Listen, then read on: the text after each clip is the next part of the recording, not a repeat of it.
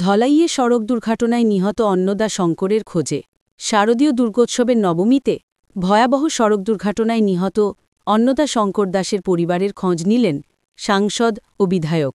শনিবার ফ্রেঞ্চনগরে মৃতের বাড়িতে পৌঁছে তার পরমাত্মার শান্তি কামনা করে পরিবারের প্রতি সমবেদনা জ্ঞাপন করেন সাংসদ পরিমল শুক্লবৈদ্য ও বিধায়ক নিহার রঞ্জন দাস।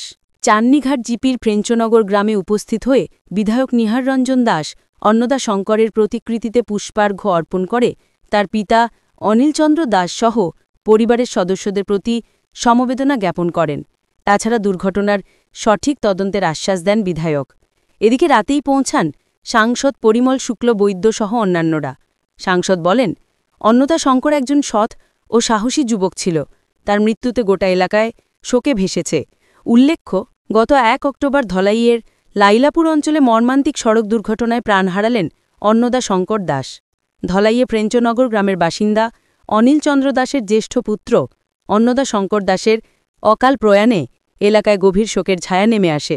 গত বুধবার রাত অনুমানিক ৯:৩০টার দিকে ৩০৬ নং শিলচর আইজল জাতীয় সড়কের লাইলাপুর অঞ্চলের আসামভাট্টার সম্মুখে শিলচর অভিমুখে আসা দ্রুতগতির SS11 FC 4817 বোলেরো পিকআপ গাড়ি বিপরীত দিক থেকে আসা বাইকারোহী অন্নদা শঙ্কর দাসকে সজোরে ধাক্কা মেরে ঘটনাস্থল থেকে পালিয়ে যায় চালক। ঘটনাস্থলেই প্রাণ হারান অন্নদা শঙ্কর দাস।